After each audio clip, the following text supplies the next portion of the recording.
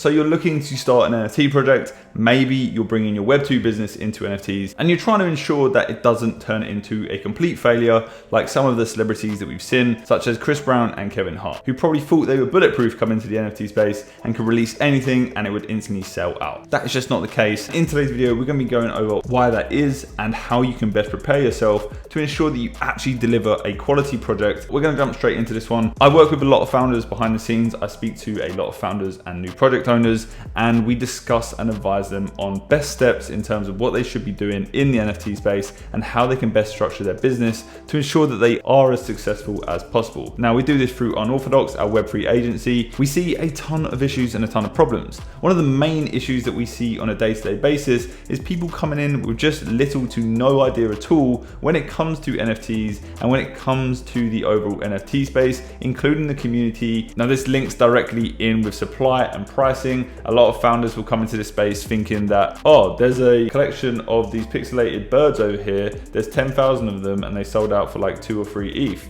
Surely we can do the same, right? No.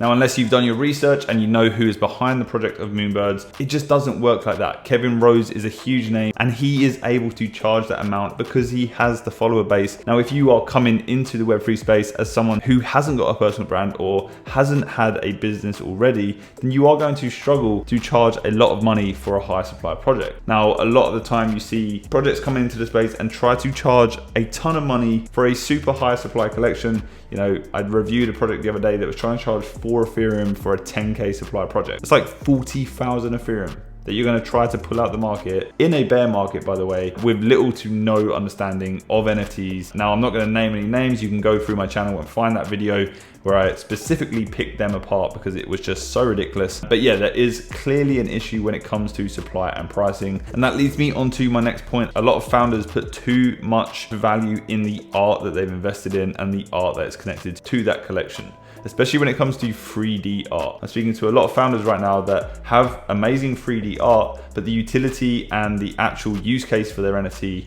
is really, really lacking. And you actually need to switch that. You need to reverse it completely. The utility needs to be way better than anything else in the project, because ultimately the art isn't gonna be the thing that holds the NFT project up. It's the actual use case of that NFT that is connected to your project. Now, obviously this is completely different if you are a famous artist or you are known for your art outside of NFTs and then you're coming in with an NFT art collection. That is completely different. But in most cases, I'm seeing a lot of founders creating this amazing art, investing heavily on it, and then thinking they can charge, you know, 1 ETH for a mint just because their art looks good. People do not care. The community does not care. And that is something that you need to realize. Now, knowing and understanding the community is another massive factor. I see a lot of project founders that have never been in NFTs and they just assume that Web2 marketing styles are going to work in Web3, and that isn't the case. Usually when we see a Twitter ad or we see someone running Instagram ads for an NFT project, we automatically assume it is a scam and it is going to fail, and that has just been solidified in the NFT space. Now, is this the way it's going to be forever? Probably not, but as of right now, it definitely is. So I would recommend against running any sort of paid ads and really work on building your marketing organically within different communities and working across different partnerships with collabs and whitelist giveaways. So that leads me into my next point of having good collaborations and good partnerships. They're so crucial for your NFT launch. If you miss this part or you don't give it the attention that it needs, your project is going to suffer. At Unorthodox, we work with a ton of clients behind the scenes that we work with on almost a daily basis. You know, we have a list of 1,000+ projects that we work with, and we essentially extend our network out to our clients to say, this is our network, these are the projects we work with, these are the different founders that we work with. If we think your project's good, we'll introduce you to them and you can use us as a tool to then get very high quality collaborations, very high quality partnerships. Now, what this is going to allow you to do is obviously going to grow your Twitter, grow your Discord, organically market your NFT to the NFT community in a way that is respected by the NFT community. And that's the key point there. You need to be working with a team behind the scenes, building out connections, building out collabs, building out partnerships, and really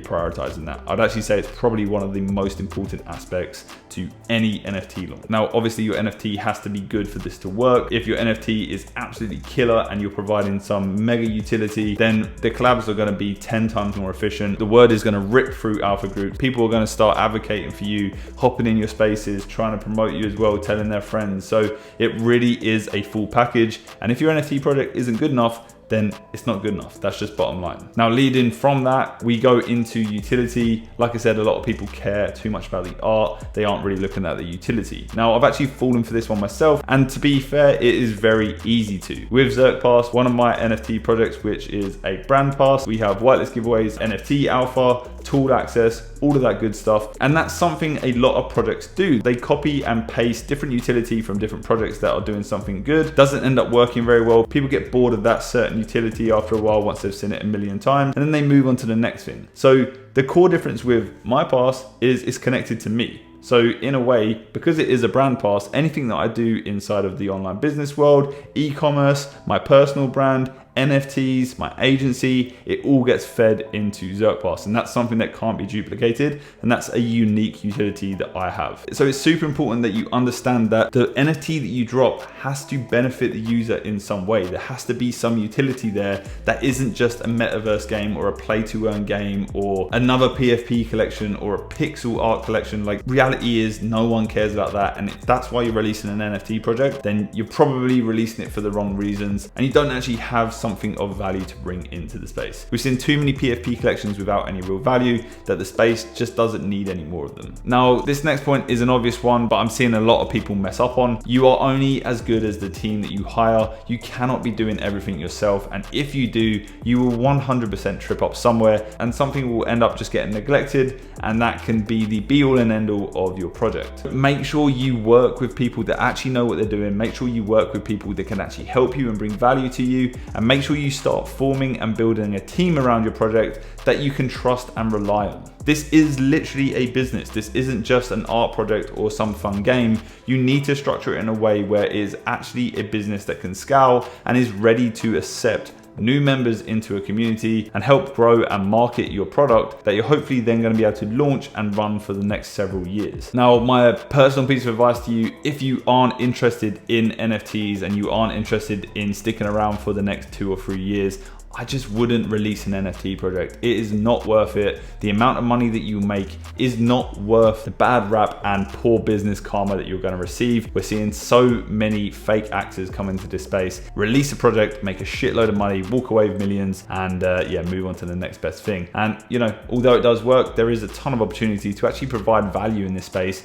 and actually cement yourself as a business that is early in this space, ready for when more adoption does come in the future. Now, if this does sound like you and you want a little bit more help with your project, click the link down below. There'll be a link to book a call with the Unorthodox team. We're a Web3 agency. We work with a ton of different projects behind the scenes with collaborations, partnerships, development, web design, branding, consultancy, advisory, you name it, we've got you. We've been in the space for almost over a year now, and we are very well versed in how NFT projects work, from the marketing to the communities. So make sure you utilize that. It is a free call. You can hop on, we'll chat for 15-20 minutes. We'll identify your business, we'll hear your brief, and we'll see if we can help you in any way. If you did find value in this video, make sure you smash the like button, subscribe to the channel, and I'll catch you in the next one. Bye-bye.